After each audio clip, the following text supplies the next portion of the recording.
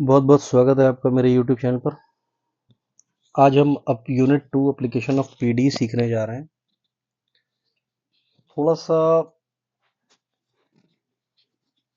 Tough लगता है बच्चों को, बट ये इतना टफ नहीं है। अगर आप एक दो चीज़ें अगर दिमाग में बैठा लेते हैं तो बहुत आसान है, और इसमें नंबर बहुत आसान होता है स्कोर करना, क्योंकि क्वेश्चंस काफ़ी रटे रटाए आते हैं। और अगर किसी टॉपिक की बात करी जाए तो उनके क्वेश्चन में वेरिएशन बहुत ज़्यादा रहता है, बट इसमें क्वेश्चन बदलने पर भी बहुत ज़्यादा चेंज नहीं देखा जाता है।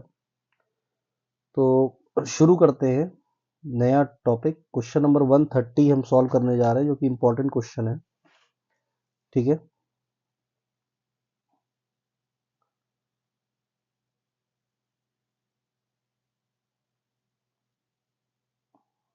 ये इम्पोर्टेंट क्वेश्चन है। तो देखिए जैसा कि ये इक्वेशन लिखी हुई है, गिवन इक्वेशन है। ठीक, तो गिवन इक्वेशन में हमने क्या किया कि सबसे पहले हमें क्या करना होता है कि u बराबर x T, capital x capital T, solution लेना होता है। हम यहाँ पे एक लाइन और भी लिखेंगे कि where x is a function of x, जो x होता है u को एक्स टी लेते हैं, कैपिटल एक्स और t का मल्टीप्लाई। जो x होता है वो स्मॉल x का फंक्शन होता है और कैपिटल टी स्मॉल t का फंक्शन होता है। यहाँ पे जो बात लिखी गई है ये पूरा लिखना पड़ेगा आपको सॉल्यूशन में। ठीक है, तो हम क्या कर रहे हैं कि हम सबसे पहले इसको t के लिए पार्शियल डेरिवेटिव कर रहे हैं, तो डेल अपॉन डेल टी आता है। बट जब यहाँ पर ये जाता है तो यहाँ डेल ना लिख करके d लिखते हैं, क्योंकि जो t है वो सिंगल वेरिएबल पे डिपेंड हो गया है t पे, इसलिए पार्शियल ना होकर के ऑर्डनरी डिफरेंशिएशन होता है D capital T upon D small T. तो इसको हम लोग टी डैश लिख लेते हैं, कुछ इस तरह का डैश लगा के लिख लेते हैं। ठीक, सिमिलर है बहुत, इसी के सिमिलर है कि जैसे कि हमने दोबारा पार्शियल किया एक्स के लिए यहाँ पे। ठीक, तो डेल अपॉन डेल एक्स आया। यहाँ पे एक्स के लिए भी क्या करेंगे, D capital x upon D small x करेंगे। इसको हम लोग नोटेशन ले लेते हैं एक्स डैश। देखिए यहाँ पे टी डैश क्या है, टी डैश है D capital T upon D small T.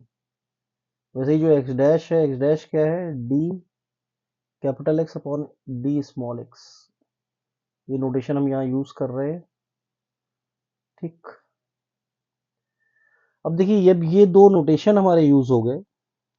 ठीक, तो दो नोटेशन यूज होने के बाद जो है हम क्या करने जा रहे हैं कि जो इक्वेशन गिवन इक्वेशन है हमारी, इसमें हम लोग ये जो पार्शियल डेरिवेटिव्स हैं इनको पुट करने जा रहे हैं। ठीक, तो पार्शियल डेरिवेटिव पुट कर दिया, और इक्वेशन जो हमारी है, ठीक, इक्वेशन मैं आपके लिए फिर से लिख दे रहा हूँ, क्योंकि क्वेश्चन जो है ना वो जैसे नहीं दिखता है तो थोड़ी सी दिक्कत भी आती है लोगों को। तो आपकी सुविधा के लिए मैं क्वेश्चन फिर से लिख दे रहा हूँ। देखिए बस डरिएगा नहीं, डटे रहिएगा, है ना। थोड़ी सी प्रैक्टिस कर लीजिए, इसमें नंबर बहुत अच्छे आते हैं। ठीक, पास होना तो चुटकियों का खेल है। अगर आप 24 आवर्स में इसको तैयार करते हैं, 24 आवर बढ़िया से रिवाइज कर लेते हैं, तो नंबर बहुत अच्छे आ जाएंगे आपके। तो डरना नहीं है आपको। इक्वेशन में फिर से लिख दे रहा हूँ, देखिए ये इक्वेशन है आपकी 4 del u/del t, ठीक, प्लस del u/del x और 3u। ठीक है, तो देखिए यहाँ पे जैसा कि अभी आपने देखा कि ये क्या होता है, एक्स टी डैश हो जाता है जब टी के लिए पार्शियल होता है, तो ये एक्स टी डैश लिख दिया, और यहाँ पे टी एक्स डैश हो जाएगा, ये हो जाएगा 3xt। तो अभी क्या करना है, पूरे को एक्स टी से डिवाइड करना है। देखिए एक्स टी से डिवाइड करेंगे, एक्स एक्स कैंसिल हो जाएगा, टी डैश अपॉन टी आएगा, यहाँ पे एक्स डैश अपॉन एक्स आएगा। ठीक, और ये 3 हो जाएगा। अभी क्या करते हैं हम लोग कि हम लोग इसको थोड़ा सा, जो एक्स डैश अपॉन एक्स है इसको हम लोगों ने इधर भेज दिया है। ठीक, और -3 को इधर ले आए टी के साथ, तो कुछ हमारी इस तरह की बात बन गई है। देखिए थोड़ा बहुत जो है, कुछ लोग क्या करते हैं कि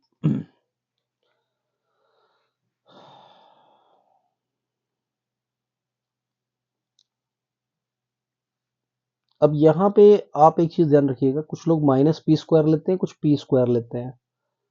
तो अभी जो स्टूडेंट है हमारा उसने पी स्क्वायर ले लिया, लेकिन हम ज़्यादातर क्वेश्चंस में माइनस पी स्क्वायर लेते हैं। ठीक, तो अगर आप चाहें तो माइनस पी स्क्वायर भी ले लें, उससे भी सोल्यूशन आ जाएगा। फिलहाल जैसे इसने किया है, पी स्क्वायर ले लिया, टी वाले को पहले कंपेयर कराया, हम हमेशा एक्स वाले को पहले कंपेयर कराते हैं। ठीक है, तो ये इंटीग्रेट कर रहे हैं हम लोग इस तरह से, log टी हो गया, ये पी स्क्वायर प्लस 3/4 आ गया, टी आ गया, log C1 होगा, ये ऐड हो जाएगा। अब जरा इसको समझ लीजिए क्यों ऐसा हो रहा है, क्योंकि डी टी अपॉन टी हो गया तो 1/t, जैसे कहते हैं ना dx अपॉन एक्स, तो log x होता है, तो वही log t हो गया यहाँ पे। ठीक, ये log t हो गया आपका, ये एज इट इज हो गया, डी स्मॉल टी है। ठीक है, तो वो डी स्मॉल टी का टी हो गया। अच्छा, ये थोड़ी सी दिक्कत हो सकता है किसी को आ रही है कि ये कैसे लिख रहे हैं। तो जैसे कि आपको पता है टी डैश है क्या अपन लोगों का, ये टी डैश है 4d capital T upon D small T. ठीक, और उधर है पी स्क्वायर प्लस 3, तो यहाँ पे एक 1/t भी है, तो ये जो डी टी अपॉन टी है वो इधर ही रह जाएगा, और डी स्मॉल टी जो उधर जाएगा। ठीक है, ऐसा लिखने की जरूरत नहीं होती है, डायरेक्ट भी आप लिख सकते हो, ऑन इंटीग्रेटिंग बोथ साइड, वही किया है मैंने। ठीक, तो ये जो डी टी जाता है, इसकी वजह से जो है वो आपका स्मॉल टी दिखाई देता है। ठीक है, जो टी दिख रहा है आपका, तो log C1 इधर आएगा, तो log m minus log N हो जाएगा, तो log m minus log m upon n होता है, इसीलिए इसको ऐसे भी लिख सकते हैं, log t अपॉन C1। ठीक है, और बाकी सब कुछ ऐसे लिख देंगे, P square plus 3/4 small T. ठीक, तो टी अपॉन C1 जो होता है वो होता है e की पावर में पी स्क्वायर प्लस 3/4t, तो C1 से मल्टीप्लाई हो जाएगा, तो मल्टीप्लाई होने के बाद आप देख सकते हैं कि ये सॉल्यूशन आपका बन जाएगा। ठीक है, यही मोस्ट इंपॉर्टेंट सॉल्यूशन है। इसी तरह से दूसरा सॉल्यूशन हम सॉल्व कर रहे हैं। ठीक है, तो ये माइनस पी स्क्वायर हो गया, उसी तरह से ये भी इंटीग्रेट हो गया। देखिए एक चीज़ और आप समझ लीजिए, जैसे ऑक्सिलरी इक्वेशन बनाते हैं जब, तो ऑक्सिलरी इक्वेशन में कई बार जैसे इस तरह के सॉल्यूशन होते हैं, थोड़ा मैं समझाना चाहूँगा आपको कि इसको आप ऐसे भी लिख लेते हैं। जैसे कुछ लोग क्या करते हैं, जो एक्स डैश अपॉन एक्स वाली बात है, ठीक, तो ये अगर दिया हुआ है तो इसको कह देते हैं डी कैपिटल एक्स कह देते हैं, ये माइनस का पी स्क्वायर हो जाता है, कैपिटल एक्स हो जाता है, तो ये इधर आ जाता है। ये आप जो है, ये भी बहुत बढ़िया तरीका है, कुछ लोग इस तरह से कर देते हैं। ठीक, तो यहाँ से ऑक्सिलरी जब लिखते हैं इसकी, ऑक्सिलरी में क्या करना होता है, डी को 1 लेना, डी को m लेना होता है, और x को 1 लेना होता है, तो m की वैल्यू माइनस पी स्क्वायर हो गई। आपको पता होगा कि जैसे दो रूट आ रहे हैं, ठीक, तो C1 e की power m1x plus C2 e की पावर m2x ऐसा कुछ होता है। ठीक, तो सॉल्यूशन, क्योंकि C1 हम लोग इस वाले में ले लिए हैं, तो इसमें C2 ले लें, तो x की जगह क्या हो जाएगा, C2 e की पावर माइनस पी स्क्वायर, और x के लिए सॉल्व कर रहे हैं तो x। ठीक है, स्मॉल x क्योंकि था यहाँ पे, जैसे कि यहाँ पे dx करके लिखा भी है, तो आपने देखा होगा एक्स डैश हम लोगों ने लिखा था D capital x upon D small x. ठीक है, तो ये भी एक तरीका है, जो शॉर्टकट तरीका है, ऐसे भी कर सकते हैं आप, लॉग लेके भी कर सकते हैं, जो आपको बेटर लगे। ठीक, तो अब क्योंकि सॉल्यूशन होता है क्या, u बराबर एक्स टी होता है, तो x और t को मल्टीप्लाई कर दिए, ये आ जाएगा। एक्चुअली इसमें एक कंडीशन दी हुई है क्वेश्चन में, तो कंडीशन जिस तरह से दी है, क्या दिया है, यू एक्स कॉमा जीरो, यहाँ पर देखिए यू एक्स कॉमा जीरो जो है वैल्यू, जब टी जीरो है तो ये u की वैल्यू ये है, आंसर ये तो मैंने लिख रखा है, ये वैल्यू है। ठीक है, तो आप वहीं से क्या करेंगे कि इसको आप ऐसे भी कह सकते हैं यू एक्स कॉमा टी, तो टी को जीरो पुट कर देंगे, तो टी को जीरो पुट करेंगे तो इस तरह की कुछ बात आ जाएगी, 3 e की पावर माइनस एक्स, और जो C1 C2 था उसको समेशन bn ले लिया, तो bn को हमने क्या किया कि जब t को जीरो कर दिया, तो हमारा कुछ इस तरह का e की power minus P square x बचेगा। ठीक है, टी जीरो रखने पे 1 हो जाएगा, तो इसको हम b1 b2 b3 आगे सो ऑन जो लिख सकते हैं, बट यहाँ पर क्योंकि दो ही टर्म है तो दो टर्म ही कंपेयर हो जाएंगे, तो b1 3 हो गया। ठीक है, पी स्क्वायर की वैल्यू यहाँ पे माइनस माइनस कंपेयर हो गया, तो पी स्क्वायर की वैल्यू 1 आ गई। ठीक है, ये इधर लिखा हुआ है। उसी तरह से B2 जो है B2 कंपेयर होके आ गया -1 और पी स्क्वायर आ गया +5। तो अब इसी को हम जो सबसे अपडेटेड इक्वेशन है हमारी जिसमें एक्स और टी दोनों चल रहा था इसमें सब कुछ पुट कर देंगे यहाँ से उठा के, ठीक। और B3 B4 B5 जो है वो आपका 0 हो जाएगा, इसमें रख देंगे। तो जैसे ही रखेंगे, क्योंकि इसको हम एक्सपेंड करके B1 और B2 Bn को B1 B2 लिख सकते थे, तो जैसे ही पुट करेंगे जरा ध्यान दीजिए आप। देखिए B1 3 आया, ठीक है। पी स्क्वायर की वैल्यू क्या है 1 है, तो माइनस का x आ गया। फिर पी स्क्वायर की वैल्यू आई है 1, तो 1 + 3 4, 4/4 1 हो गया, t हो गया तो प्लस टी आ गया, ठीक है। फिर दोबारा रखते हैं, तो B2 कितना है हमारा, B2 आया है -1, तो -1 हो गया। यहाँ पे देखिए ये लिखा हुआ है -1, ठीक। ये फिर पी स्क्वायर की वैल्यू 5 है, तो पी स्क्वायर यहाँ पे रखा 5, तो माइनस का 5x हो गया। और 5 और 3 8 हो गया, 8/4 2 हो गया, तो 2t आ गया। तो ये आंसर हो गया हमारा। तो बहुत इंपॉर्टेंट क्वेश्चन है, ऐसे क्वेश्चन बहुत पूछे जाते हैं, ठीक है। स्क्रीन बहुत ज़्यादा बड़ी नहीं कर रहा है क्योंकि थोड़ा दूर दूर लिखा हुआ है, तो और बड़ा बड़ा भी लिखा है इसलिए आपको अच्छे से दिखाई दे। अब देखिए इसी तरह का एक और क्वेश्चन है, तो इसमें कंडीशन ux, 0 की ये कंडीशन दी हुई है, ठीक। तो सबसे पहले क्या करना है, उसी तरह से u बराबर जो है, देखिए कभी कभी एक्स टी दिया रहेगा, कभी कभी एक्स वाई दिया रहेगा। तो अब जो सोल्यूशन आप लेट करके चलेंगे वो u बराबर एक्स वाई लेंगे, सारा डेरिवेटिव लिखेंगे, उसको डेरिवेटिव को लेकर के अब यहाँ पर देखिए हमने -p² ही लिया है, जैसा कि मैंने बताया भी था कि ज़्यादातर क्वेश्चन -p² लेते हैं। अगर उसमें भी -p² लिए होते पिछले वाले में तब भी आ जाता। तो ये दो आंसर हमारे इस तरह के आ जाएंगे, उन्हीं को मल्टीप्लाई करके लिख देंगे, एक्स और वाई यहाँ से सॉल्व हो गया, ठीक। कंडीशन अभी इस बच्चे ने लगाई नहीं, या तो किसी और पेज पे लगाया था कंडीशन पूरी, ये लगाया नहीं इसने। मैं यहीं पे लगा के दिखा दे रहा हूँ आपको। जैसे ये जो log y, तो ये माइनस में आ जाएगा log c2, तो log y/c2 जो है ये ऐसा हो जाएगा, log y/c2 बराबर माइनस का p² + 1/2 y, ठीक। तो y/c2 जो है e की पावर में हो जाएगा माइनस का p² + 1/2 y, तो y बराबर हो जाएगा c2 e की पावर -p² + 1/2 y। अब आप एक कंडीशन जो कि दिया हुआ है, इसमें कंडीशन दी हुई है, मैं लिख दे रहा हूँ, ये क्वेश्चन आपको नहीं दिख रहा है स्क्रीन पे। तो कंडीशन दी हुई है आपकी ux, 0 पे जो कंडीशन दी है क्वेश्चन में, वो क्वेश्चन गिवन कंडीशन है कि 3e की पावर -5x और +2e की पावर -3x। तो अभी कुछ खास नहीं करना है, जो x है और वो जो y है उसको मल्टीप्लाई कर देंगे, इसको समेशन bn लिख देंगे, bn से b1 b2 करके ब्रेक कर देंगे और वहां से हम कंपेयर कर देंगे। तो हमारा जो सॉल्यूशन है वो u बराबर हो जाएगा फाइनली, थोड़ा सा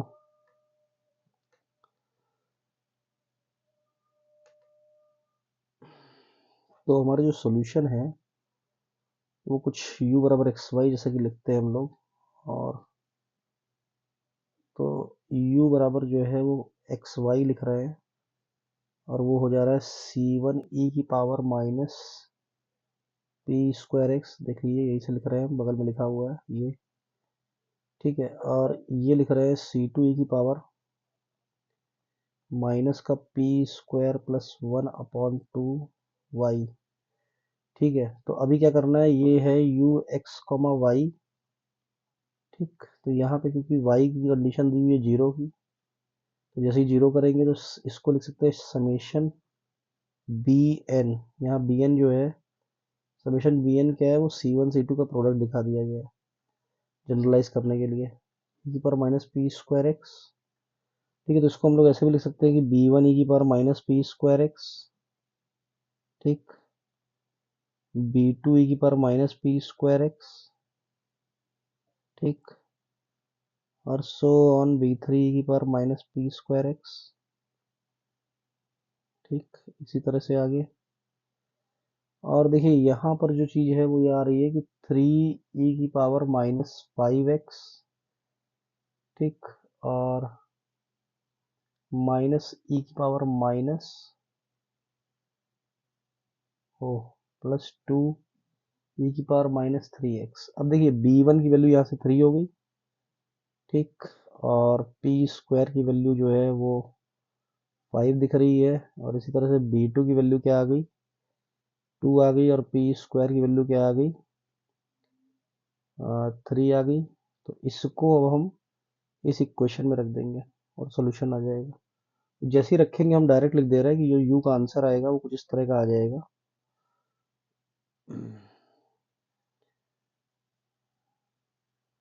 u का आंसर मैंने शीट में देखिए लिखा भी हुआ है, मैं आंसर छाप दे रहा हूँ फिर आपको समझा दे रहा हूँ, ठीक है। देखते हैं कि सही हुआ है कि नहीं, पता भी लग जाएगा अभी। जैसे कि b1 की वैल्यू क्या है, 3 है, सही है ना, ये चेक हो जा रही है, ठीक है। फिर क्या है, माइनस का पी स्क्वायर, यानी कि पी स्क्वायर की वैल्यू 5 है तो -5x है, बिल्कुल सही है, ठीक। फिर पी स्क्वायर की वैल्यू 5 + 1 6, 6/2 3 है, माइनस का 3y, बिल्कुल सही है, ठीक। फिर b2 की वैल्यू 2 है यहाँ पर भी। फिर 3 है, पी स्क्वायर की वैल्यू माइनस का 3x है, बिल्कुल सही है।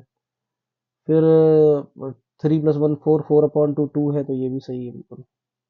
तो यानी कि हमने सोल्यूशन बिल्कुल सही किया है, ठीक है। इसके बाद देखते हैं, तो क्वेश्चन नंबर जो है वो 132 है, और क्वेश्चन नंबर 132 में 132 क्वेश्चन जो है वो क्वेश्चन देख लीजिए पहले क्या है। इस तरह कुछ एक क्वेश्चन दिया हुआ है, सेकंड ऑर्डर का है, ये बहुत इंपॉर्टेंट क्वेश्चन है, कई बार पूछा गया, थोड़ा सा टफ भी पड़ता है ये क्वेश्चन, ठीक है। किताब में, बुक में के से सॉल्व किया रहता है, मैं पी स्क्वायर करके सॉल्व किया हूँ, ठीक है। तो सेम प्रोसेस है, आप डेरिवेटिव लेंगे, वेरिएबल सेपरेबल लगाएंगे, यहाँ तक सेम है। फिर माइनस पी स्क्वायर ले लेंगे, माइनस पी स्क्वायर पे देखिए यहाँ पे m की वैल्यू ±pi आ रही है, सेकंड ऑर्डर की है, तो i जब भी आता है c1 cos px और c2 sin px सोल्यूशन होता है, क्योंकि आपको ये बात पता है कि अगर m1 और m2 जो है वो ±i में आ रहा है, इमेजरी में आ रहा है, ठीक है। तो जैसे कि अगर रियल पार्ट भी होता तो e⁻⁴x भी होता साथ में, लेकिन यहाँ पे है नहीं, तो e⁻⁴x, या देख लीजिए क्या होता है, फर्स्ट ईयर में पढ़ाया जाता है, जैसे अल्फा प्लस माइनस आई बीटा अगर है रूट एम की वैल्यू,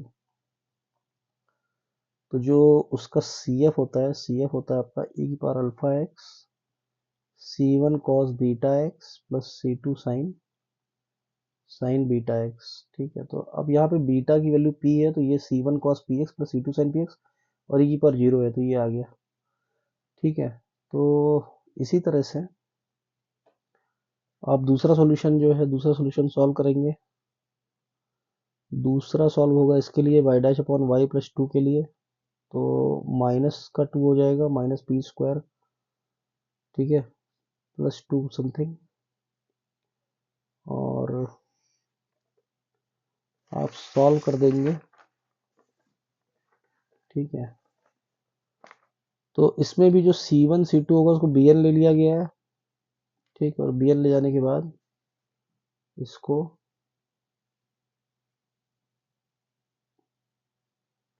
कंपेयर कराया गया, उसी तरह से B1 B2 की वैल्यू आ गई, पी स्क्वायर की वैल्यू आ गई, तो ये जनरलाइज सोल्यूशन हुआ। थोड़ा सा जो है क्वेश्चन नंबर मुझे लग रहा है कि कुछ यहाँ पे देखिए C1 को किया है, B1 आया है, देखिए यहाँ पे साइन हाइपरबोलिक बन रहा है, साइन हाइपरबोलिक का ये फॉर्मूला होता है, चेंज होता है कि साइन हाइपरबोलिक थीटा जो होता है साइन माइनस का साइन आई थीटा होता है, साइन हाइपरबोलिक √2 जो थीटा होगा वो माइनस का साइन आई √2 थीटा होगा। तो यहाँ से b1 की वैल्यू निकाल दी गई है, b1 हो गया 1/√2i, और इसी तरह से p हो गया ±1, b2 हो गया 1, ठीक। तो ये सारा वैल्यू आ गया कि b3 b5 b6 सब जीरो हो जाएगा, इसको पुट कर देंगे, पुट करने पर हमें ये सोल्यूशन मिल जाएगा। बहुत इंपॉर्टेंट है, तो इसको पूरा लिख के कायदे से देखिएगा।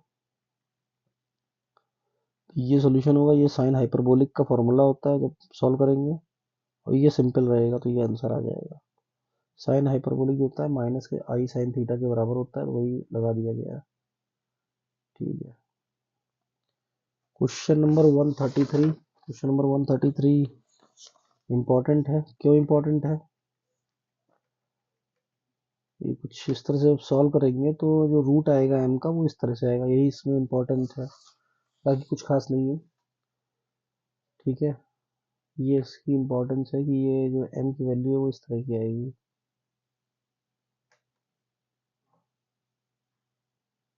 ये इम्पोर्टेंट है। ठीक है, कि m की वैल्यू क्या आएगी, m की वैल्यू ये आएगी।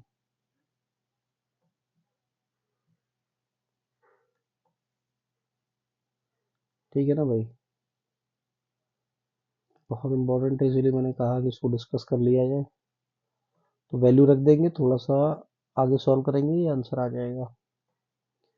अब इसी तरह से जो क्वेश्चन नंबर 135 और 136 है वो आप अपने आप करिए, तो जो भी और करना चाहे वो करिए। थोड़े से अच्छे क्वेश्चन है इसलिए मैंने बोला आपको करने के लिए, तो कुछ आप अपने आप करेंगे तभी जो है फायदा होगा। नहीं आता तो मुझसे पूछ सकते हैं, डू इट योर सेल्फ।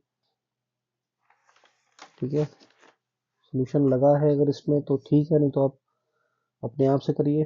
दोनों सोल्यूशन लगे हुए इत्तेफाक से। तो अब आगे हम बढ़ते हैं वेव इक्वेशन की तरफ। ठीक,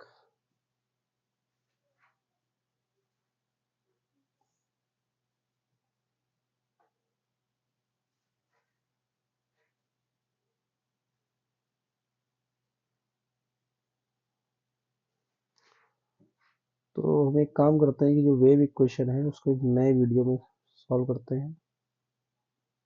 ओके, टेक केयर, बाय।